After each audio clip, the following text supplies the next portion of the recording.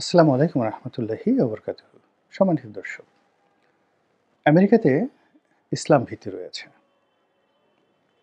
বিশেষ করে mister Donald Trump, তার মধ্যে ইসলাম ফোবিয়া, ইসলাম সম্পর্কে যে ভয়, এটি অত্যন্ত প্রবল। দ্বিতীয়ত, তিনি একজন বর্ণ বিদ্বেষী। গায়ের রং সাদা হতে হবে, কালো হলে চলবে না। তো সাদা মানুষদের জন্য তিনি একটি সাদা স্থান আমেরিকার মাটিতে তিনি গড়তে চান। এবং তার যদি এই মুহূর্তে ক্ষমতা থাকতো, তিনি এতটা রেসিস্ট, তিনি ওই রাষ্ট্র থেকে যত বিদেশি আছে, যত ভারতীয়রা আছে, যত বাংলাদেশি আছে, যত আফ্রিকান আছে, সবাইকে তাড়িয়ে দিতেন। কেবলমাত্র তার মতো যারা একেবারে সাদা চামড়ার অধিকারী, ব্রিটিশ আমেরিকান বা আমেরিকান বা আমেরিকান কানাডিয়ান, কেবল তারাই ওই দেশে থাকতে পারবেন। এরকম বর্ণবিদ্বেষী। থার্ডলি হলো, তিনি প্রথম থেকেই সেই নীতির প্রবক্তা, আমেরিকা ফার্স্ট। সারা দুনিয়া জাহান্নাম হয়ে যাক, আমেরিকার স্বার্থ আগে দেখতে হবে। এবং সে স্বার্থটা এরকম যে সারা দুনিয়াতে ধরুন একেবারে অতল গহ্বরে দুনিয়া ডুবে গেল, আর আমেরিকার একটা ছোট নুড়ি পাথর, সেই নুড়ি পাথর পড়ে গেল হাত থেকে। সেক্ষেত্রে তিনি দুনিয়াকে ডুবিয়ে দিয়ে নুড়ি পাথরটিকে তুলে হাতে রেখে বলবেন, আমেরিকা ফার্স্ট, উই উইন। তো আমরা জিতে যাই বা আমরা জিতি, এই স্লোগান দিবেন তিনি। এইরকম একজন মানুষ, খ্যাপাটে, যাকে বলা হয় জেদি, সিদ্ধান্তে অটল, এবং যেটা করার সেটা তিনি করে ফেলেন। তো এই মানুষটি, তার যে ইসলাম ফোবিয়া রয়েছে, সেই ইসলাম ফোবিয়া নিয়ে তিনি তার নিজ দেশে অনেকগুলো কর্মকাণ্ড ঘটাবেন। তিনি মধ্যপ্রাচ্যে অনেকগুলো ঘটনা তিনি ঘটাবেন, বিশেষ করে ফিলিস্তিনে। এবং আপনাদের মনে আছে যে তিনি তার গত টার্মে জেরুজালেমকে তিনি ইসরায়েলের রাজধানী হিসাবে স্বীকৃতি দিয়েছিলেন।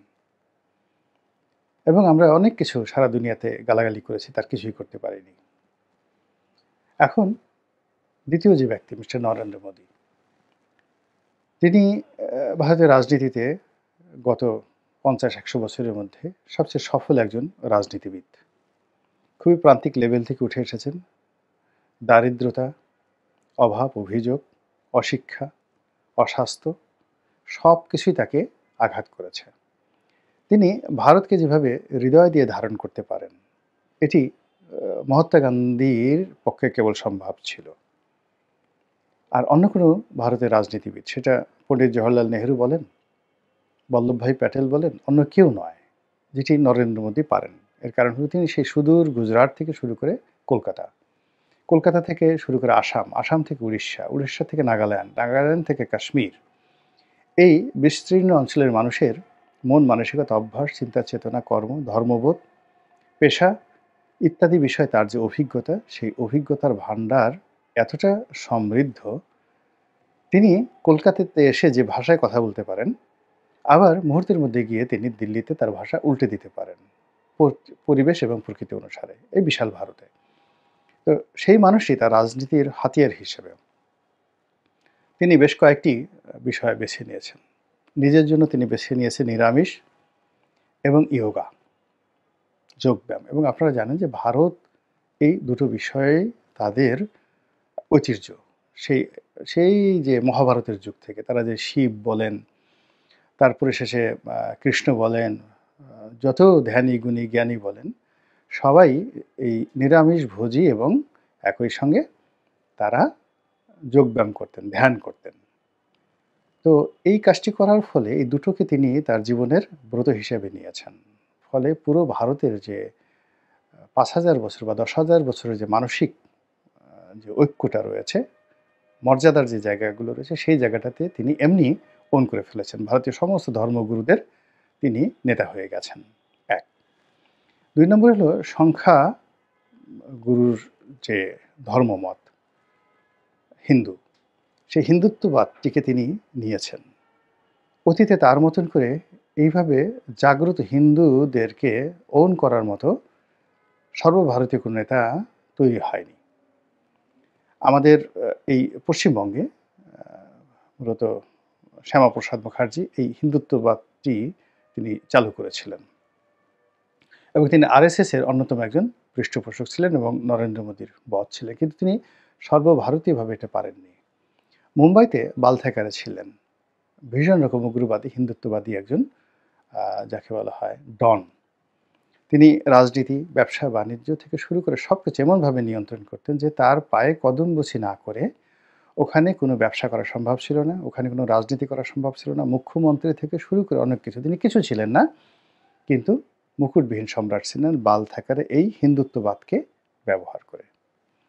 নেহেরু জামানাতে হিন্দুত্ববাদকে ব্যবহার করে নেহেরুর চাইতেও সরকারের মধ্যে শক্তিশালী ছিলেন সর্দার বল্লভভাই প্যাটেল, যিনি স্বরাষ্ট্রমন্ত্রী ছিলেন এবং শেষ পর্যন্ত স্বরাষ্ট্রমন্ত্রী হিসেবে তার সঙ্গে মহাত্মা গান্ধীর যে মতবিরোধ তৈরি হয়, অনেকে বলেন যে তার অবহেলার কারণে, গাফিলতির কারণে মূলত মহাত্মা গান্ধী আততায়ীর হাতে নিহত হন। সেটা ভিন্ন কথা, কিন্তু তিনি সেই তার যে হিন্দুত্ববাদ এটিকেও তৎকালীন জমানাতে সর্বভারতীয় রাজনীতির হাতিয়ার করতে পারেননি।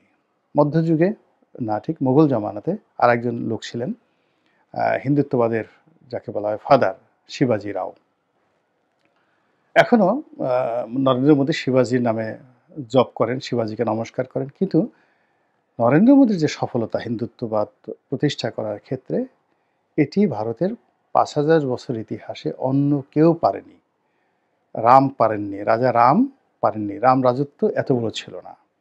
অর্জুন পারেননি, যুধিষ্ঠির পারেননি, যেটা নরেন্দ্র মোদী পেরেছেন। এবং যে ধর্ম ভিত্তিক যে রাজনীতি হিন্দুত্ববাদ তিনি চালু করেছেন, এটি আগামী ৫০ বছর ১০০ বছরে বিলুপ্ত হবে এর কোনো লক্ষণ দেখা যাচ্ছে না।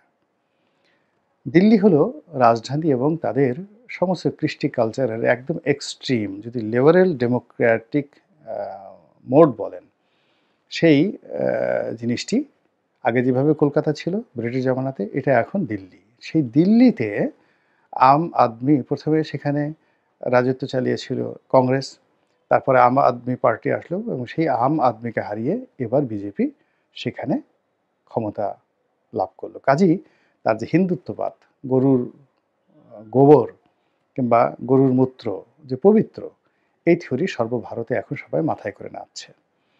তো মিস্টার ডোনাল্ড ট্রাম্পের ইসলামফোবিয়া এবং তার আমেরিকা ফার্স্ট এর সঙ্গে মিস্টার নরেন্দ্র মোদীর যে কথা বললাম, এই দুটো শক্তি একত্র হয়ে গেছে। এই একত্র হয়ে বাংলাদেশের উপর যদি তারা তাদের দৃষ্টি নিবদ্ধ করে এবং বাংলাদেশের রাজনীতিতে নাক গলাতে চায়, তাদেরকে প্রথমেই যে কাজটি তারা করবে সেটি হলো ইসলামের উপর তারা আঘাত হানবে। ইসলামের উপর আঘাত হানার জন্য তারা কি করবে? ইসলামিক দলগুলোর মধ্যে বিরোধ এবং বিপত্তি শুরু করে দেবে। যেভাবে রাষ্ট্র হিসেবে জর্ডানের সাথে মিশরের, জর্ডানের সাথে ফিলিস্তিনের, তারপর ফিলিস্তিনের সঙ্গে হামাসের যে সমস্যাগুলো রয়েছে, সেই সমস্যাগুলো অর্থাৎ পিএলওর সঙ্গে, প্যালেস্টাইন লিবারেশন অর্গানাইজেশনের সঙ্গে যেভাবে হামাসের দ্বন্দ্ব রয়েছে, এরকম দ্বন্দ্ব এবং সংঘাত তারা এই বাংলাদেশে শুরু করে দেবে।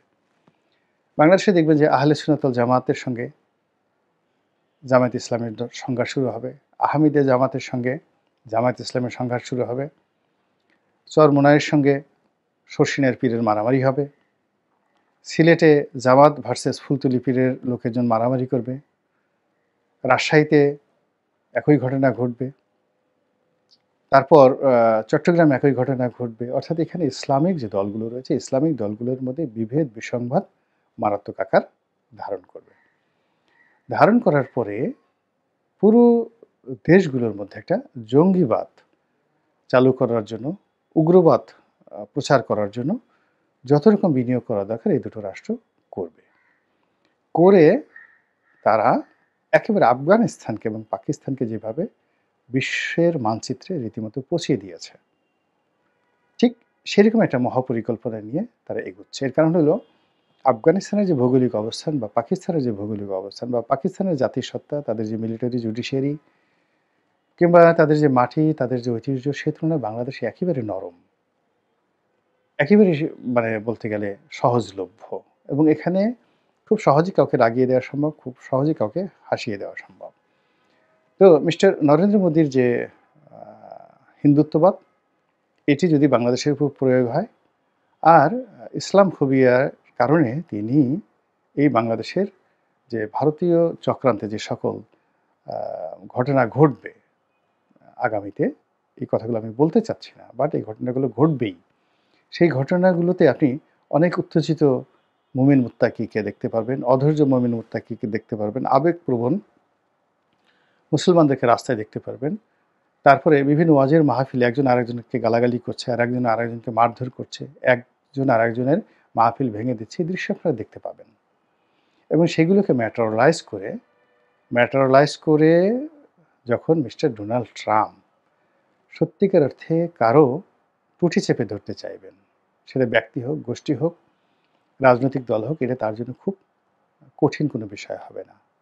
আর পরবর্তীতে সেগুলো আবার সমাধানের জন্য তিনি যদি বন্ধু সেজে আসেন, সেন্ট মার্টিনে বসতে চান, কক্সবাজার, টেকনাফ, উখিয়াতে বসতে চান, রোহিঙ্গাদের মধ্যে তিনি তাদেরকে স্বাধীন করে দিতে চান, পার্বত্য চট্টগ্রামকে নিয়ে খেলতে চান, ফেনী নদীকে নিয়ে খেলতে চান, আওয়ামী লীগকে নিয়ে খেলতে চান, বিএনপিকে নিয়ে খেলতে চান, জামাতকে নিয়ে খেলতে চান, তার জন্য তখন এটা ম্যাটার অফ তুড়ির বিষয় হয়ে যাবে। তিনি তুড়ি দিবেন, অমনি সেই জিনিসগুলো হয়ে যাবে।